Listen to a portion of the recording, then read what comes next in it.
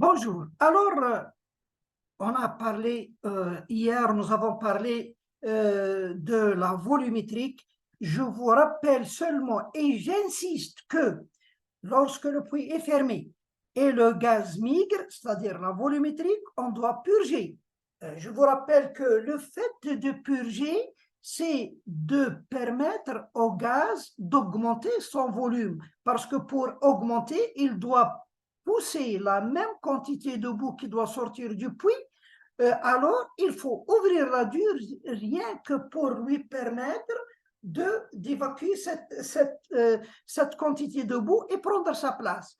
Et on a dit que à chaque fois que vous purgez, donc le volume du gaz augmente, donc la pression hydrostatique dans l'espace annulaire va diminuer, donc PA va augmenter, elle ne reste pas constante. Ce qui reste constant, c'est la pression en tête des tiges. Donc, lorsque vous purgez pour revenir à la première pression en tête des tiges. Donc, si à la fermeture, vous avez fermé, lorsque vous avez fermé, vous avez PT1 et PA1, lorsque le gaz migre, les pressions vont augmenter de la même valeur, donc vous allez avoir ces valeurs.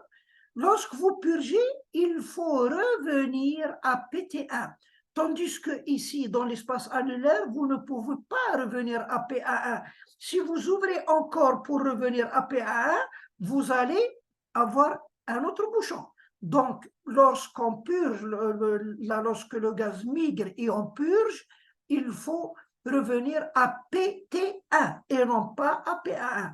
Si vous ne pouvez pas lire la pression en tête des tiges, peut-être à l'intérieur de la garniture est bouchée ou autre, à ce moment-là, vous pouvez utiliser PA1, mais à chaque fois, il faut laisser une sécurité. Il y en a même qui disent à chaque fois, il faut laisser 5 bars, mais moi, personnellement, je trouve que 5 bars, c'est un peu trop.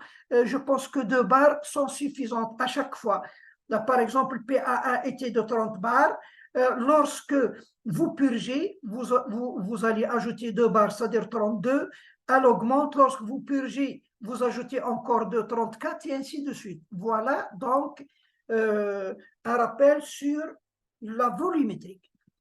Maintenant, on va parler de la descente et la cimentation du tubage. Bon, il faut bien savoir que descendre le tubage est un peu dangereux euh, lorsqu'on a un réservoir qui est ouvert. Parce que là, lorsque vous descendez, il faut utiliser un clapet anti-retour ici.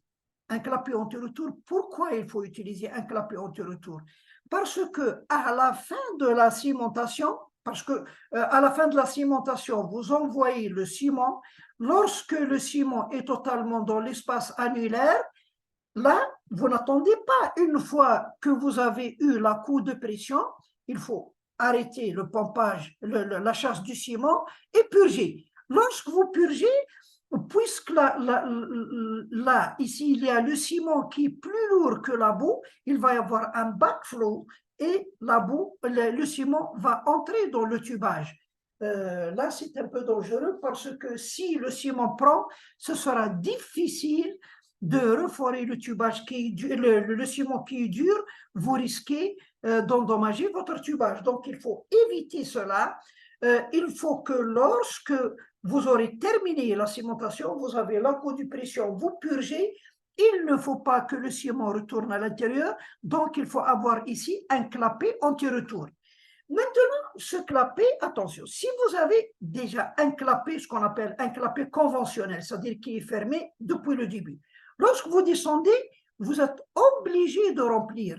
Parce que si vous descendez, par exemple, 10 tubes et vous remplissez, 10 tubes et vous remplissez. Si vous ne remplissez pas, la pression hydrostatique à l'extérieur va augmenter et elle peut écraser votre tubage. Donc, il faut remplir pendant la descente jusqu'à arriver au fond.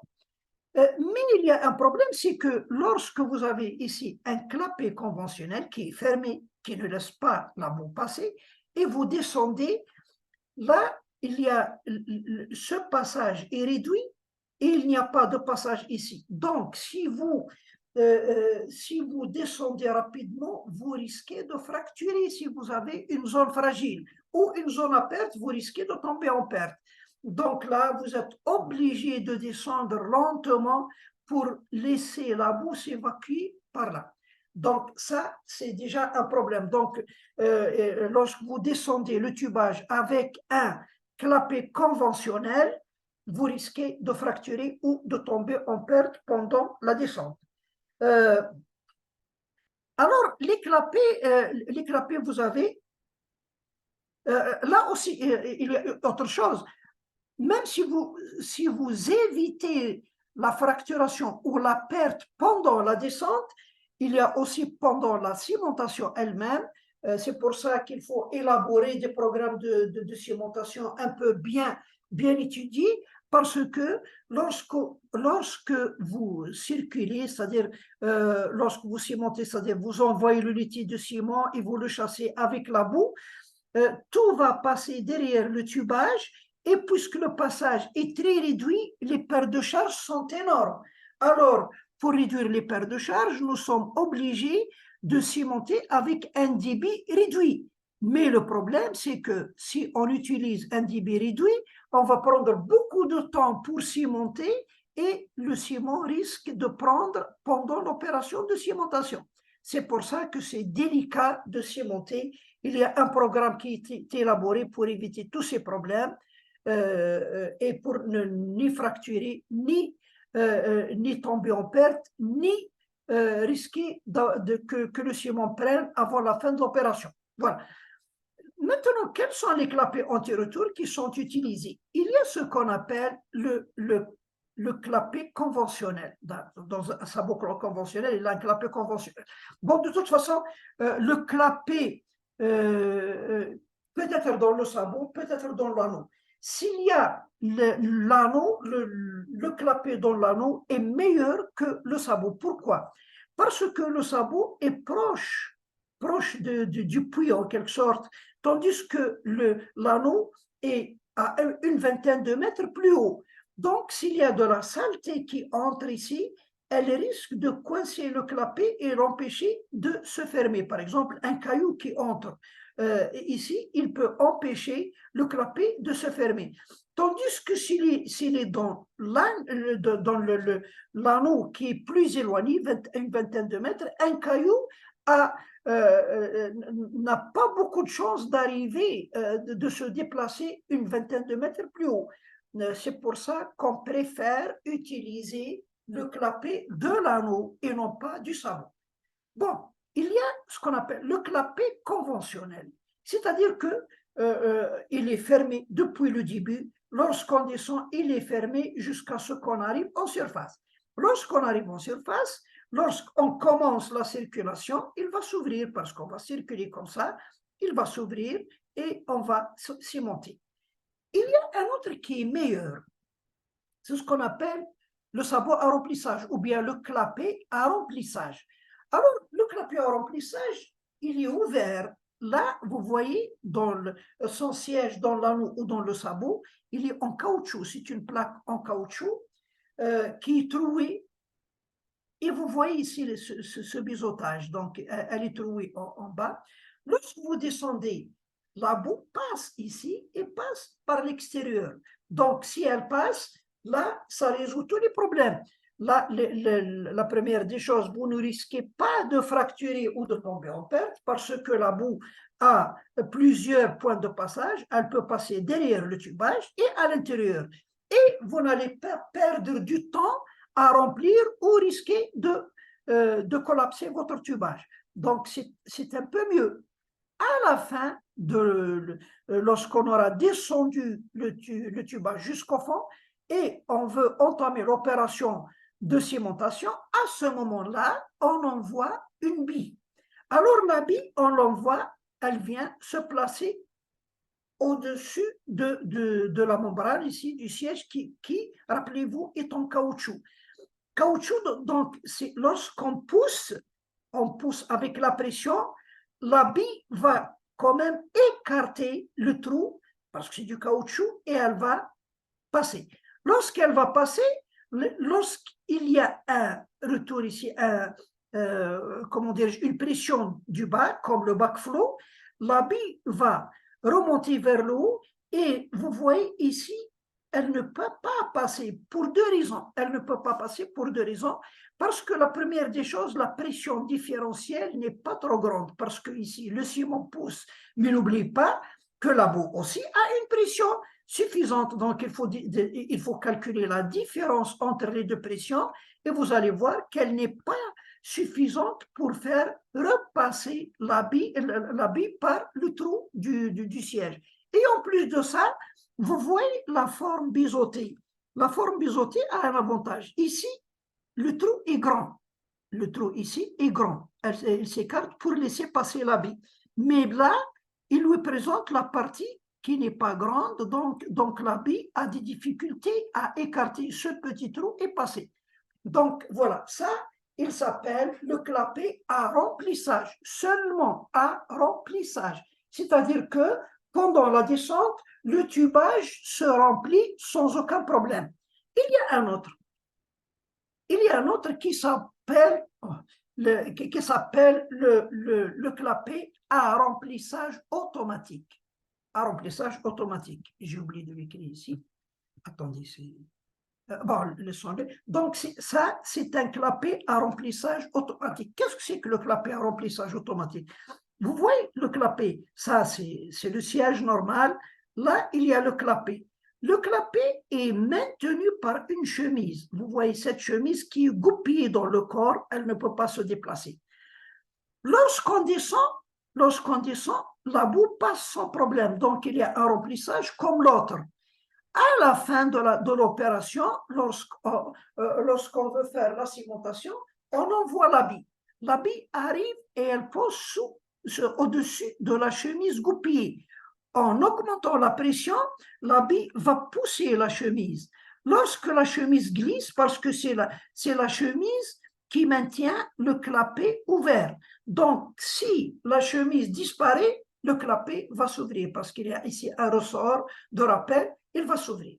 Ça, pourquoi on l'appelle un remplissage automatique? Parce que lorsqu'on descend, la colonne se remplit, mais elle se remplit à 90%. Elle ne se remplit pas totalement. Il y a toujours 10% de vide.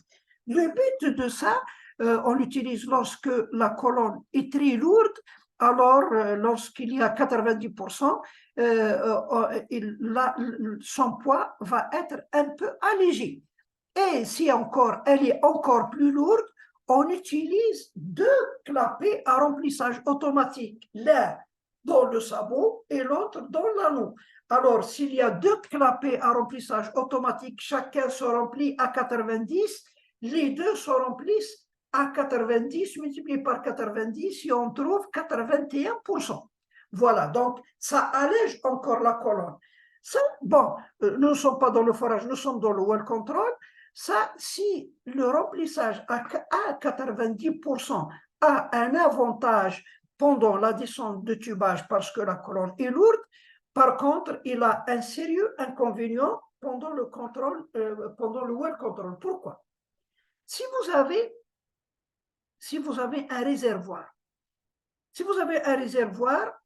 là, si vous avez le puits rempli de boue, par exemple, vous avez 3000 mètres de profondeur, 3000 mètres de boue.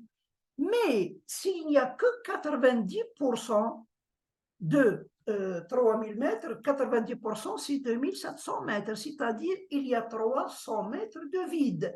Donc la pression hydrostatique va chuter sur les 300 mètres. Donc, vous risquez d'avoir une venue pendant la descente du tubage. Voilà. Donc, qu'est-ce qu'on retient? C'est que le clapet à remplissage automatique est conseillé pour alléger une colonne lourde. Mais, il faut faire attention, si vous avez un réservoir, ça va diminuer la pression hydrostatique et vous risquez d'avoir une venue. Donc, voilà les trois types de clapet. Il y a le clapet conventionnel qui est fermé depuis le début, Donc, lorsque vous descendez, vous êtes obligé de remplir et descendre lentement pour ne pas tomber en perte. Le clapet à remplissage est le meilleur. Le meilleur, c'est-à-dire que vous pouvez descendre à l'aise, c'est-à-dire plus rapidement, vous ne risquez pas de tomber en perte. Et en plus de ça, vous n'êtes pas obligé de remplir, ça se remplit sans problème. Tandis que le sabot, le clapet à remplissage automatique, il présente un grand avantage et il présente un grand inconvénient. Son grand avantage, c'est qu'il allège une colonne qui est lourde, tandis que son grand inconvénient, il réduit la pression hydrostatique si vous avez un réservoir. Donc, voilà les trois types de clapets. Voilà concernant la descente du tubage. Il y a maintenant, si vous avez un puits horizontal, attention, là, je parle d'un puits horizontal et non pas un puits dirigé. Un puits dirigé, le gaz dans un puits dirigé, il a à peu près le même comportement que dans un puits vertical. Mais si le puits est totalement horizontal, si vous avez une venue, regardez si vous avez une venue. Vous avez une venue ici.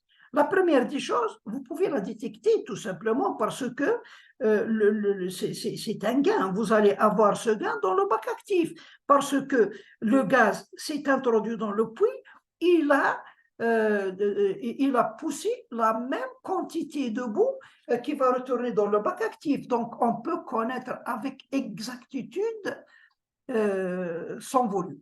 Seulement, là, lorsque le gaz est là, il y a la première des choses. Supposons que vous avez détecté qu'il y a une venue. Vous pouvez le détecter par le volume, comme je viens de vous dire. Mais si vous restez à ne rien faire, là, ou bien vous décidez d'utiliser la volumétrique, là, je suis désolé, mais vous ne pouvez pas. Pourquoi? Parce que le gaz, comment se fait la migration?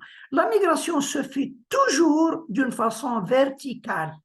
Alors, le gaz, si vous le laissez ici, vous ne le touchez pas, il va rester 1 million d'années à essayer de monter vers l'eau, mais il reste ici. Il n'a pas le courage d'aller comme ça et aller comme ça. Donc, si vous ne le circulez pas, si vous le laissez sur place, il va être condamné ici, parce que la migration se fait d'une façon verticale. Voilà la première chose à voir avec le gaz. La deuxième des choses, même s'il arrive jusqu'à ici, supposons que vous l'avez circulé, mais il n'est pas encore sorti du drain horizontal, il n'est pas entré dans ce qu'on appelle le top hole, il est resté, tant qu'il est dans le drain horizontal, il ne peut pas migrer, même s'il ne lui reste que quelques centimètres. Il n'a pas assez d'intelligence pour savoir qu'il n'y a que quelques centimètres et il va partir comme ça. Non, il continue à pousser vers l'eau, donc il va rester condamné ici. Donc ça, vous pouvez dire que d'une certaine façon, c'est un avantage, on s'en est débarrassé. Alors, quand est-ce qu'il influe sur les pressions où il migre? C'est lorsqu'il est dans le top hole. À ce moment-là, si vous le circulez jusqu'à ce qu'il arrive dans le top hole, à ce moment-là, il va migrer, ou bien vous le circulez et vous appliquez les lois du gaz comme dans un puits vertical. Lorsque le puits est fermé, il va migrer avec le puits fermé. Lorsque donc son volume n'augmente pas, tandis que sa pression augmente. Lorsque le puits est ouvert, il va migrer ou être circulé avec le puits ouvert, donc son volume augmente comme dans un puits vertical. Tandis que s'il est dans la partie, tandis qu'il est dans la partie, le drain, là, il n'a aucune influence. Si par exemple vous avez une venue,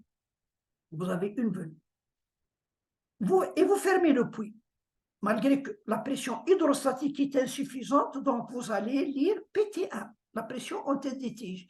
Mais là encore, en tête de l'annulaire, vous allez lire la même pression. Si vous voulez, si vous lisez par exemple PT1 qui est égal à 20 bars, vous allez lire aussi en tête de l'annulaire 20 bars, la même. Parce que on ne considère que le top hole, la partie verticale. Il n'y a pas de gaz dans la partie verticale, la pression hydrostatique dans l'espace annulaire est la même que la pression hydrostatique à l'intérieur. Donc, PT1 égale PA1. Quand est-ce que la pression en tête de l'annulaire va augmenter? C'est lorsqu'on le circule jusqu'à ce qu'il entre dans le top hole. À ce moment-là, lorsqu'il entre dans le top hole, bon, la pression en tête de l'annulaire reste la même, en tête des tiges reste la même, tandis que la pression en tête de l'annulaire va augmenter lorsqu'il est dans le top hole. La même chose lorsque vous avez, par exemple, une venue qui a rempli tout le drain horizontal, tout le drain horizontal. Vous allez avoir la même chose. La migration, il n'y a que ça, cette partie uniquement qui va migrer. Tandis qu'à partir de là, tout ça va rester bloqué ici et ne bougera pas pendant des millions d'années encore. Donc, il n'y a que ce volume qui va arriver en surface, tandis que celui-là va rester dans le pont. Et attention là, enfin, j'ouvre une parenthèse, pour le circuler, si vous avez par exemple un drain très long de 1000 mètres par exemple, vous ne pouvez pas circuler avec l'outil au fond. Si vous avez tout le drain rempli de gaz, vous ne pouvez pas le circuler à partir de là parce que si tout ça remonte dans le top hole, eh ben, vous avez un grand volume, donc PA va augmenter d'une façon inquiétante. Donc, si vous avez un cas pareil, l'outil, vous devez commencer ici. Ici, vous circulez, vous dégagez cette partie, après vous avancez un peu, vous dégagez l'autre partie, vous avancez un peu, vous dégagez l'autre partie, et il faut l'évacuer par bouchon et non pas d'un seul coup. Voilà. Maintenant, on va voir quelques, enfin, disons pas quelques incidents, mais les incidents qu'on peut avoir pendant le contrôle d'une venue. Il y a deux choses, ou bien il y a le bouchage, ou bien le sifflement. Voilà. Attention, parce que là, dans l'examen de l'IWCF,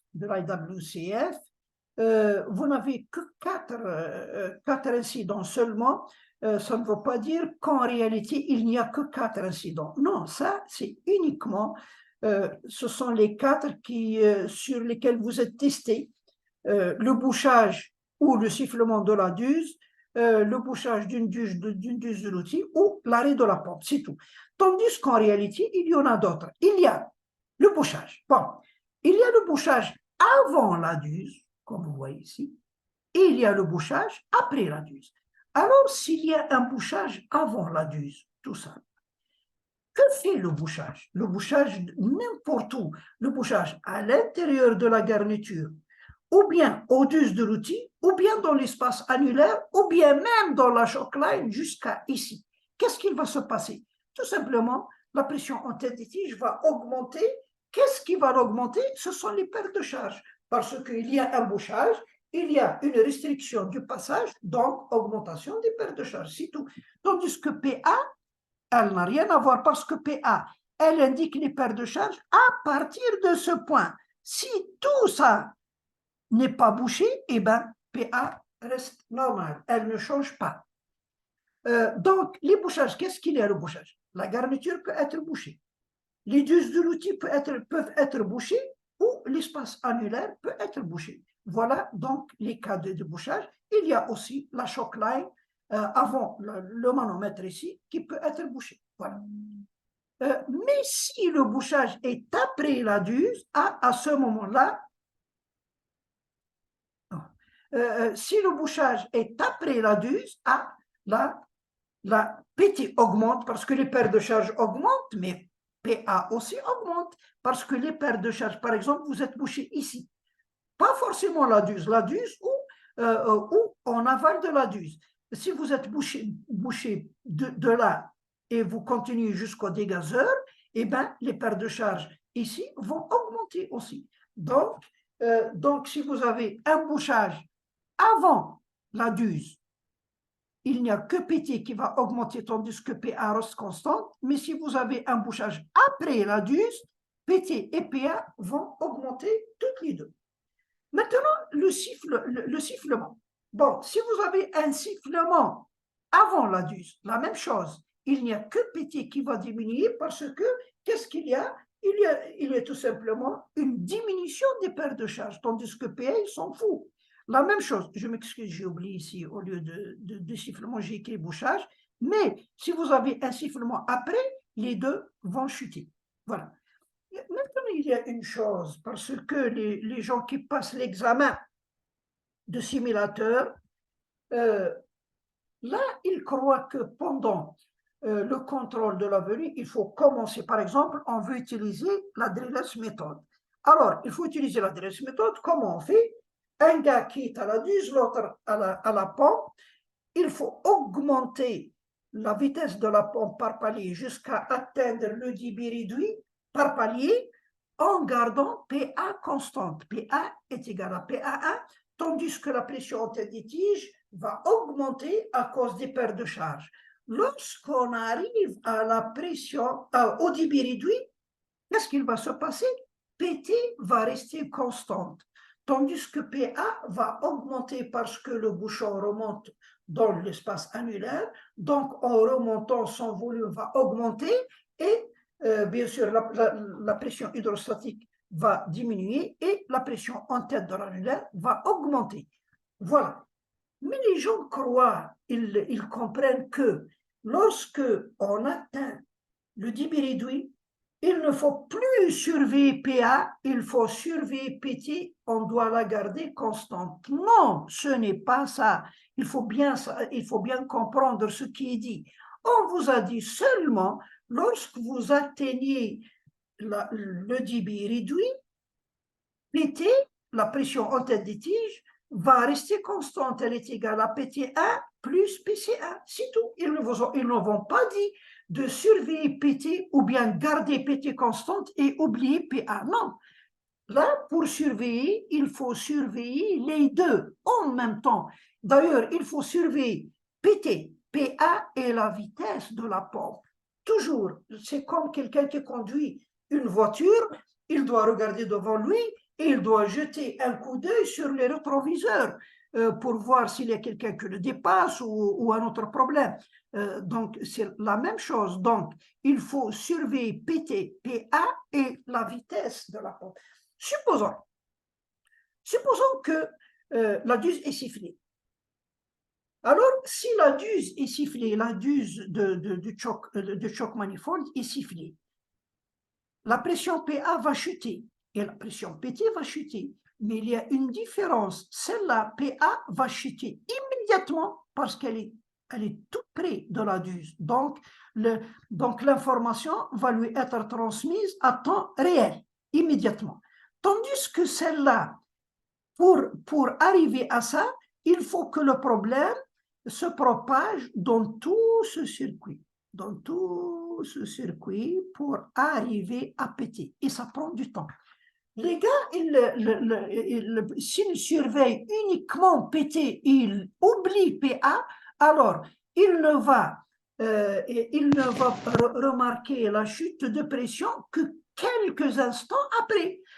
Le temps que PT chute, il va y avoir un autre bouchon important qui s'est introduit dans le puits. Alors, il ne faut pas attendre PT. C'est pour ça que le meilleur moyen de surveiller, c'est PA et non pas PT. Donc, il faut bien surveiller PA. Si PA bouge, par exemple, la pression chute ou augmente, c'est-à-dire qu'il y a un problème de sifflement ou de bouchage, et il faut agir immédiatement. Il ne faut pas attendre que PT change. Donc là, théoriquement, les deux changent. Bouchage, elle augmente toutes les deux. Sifflement, elle diminue toutes les deux. Mais pratiquement, il faut compter sur la pression en tête de l'annulaire parce que celle-là, elle répond beaucoup plus tard. Le temps qu'elle réponde, surtout s'il y a un sifflement, vous allez avoir un autre bouchon. Je ne parle pas du bouchage parce que là, si elle est bouchée, on peut attendre jusqu'à ce qu'elle augmente à condition que PA n'atteigne pas la PADM. C'est tout. Mais il ne faut pas suivre PT et oublier PA. Voilà pour aujourd'hui. On va être stoppé dans quelques instants. De toute façon, la partie principe et procédure est terminée. Comme je vous ai dit, demain, on va faire une révision générale. Et si vous avez des questions, préparez-les. On va les traiter par la suite. Et je vous remercie.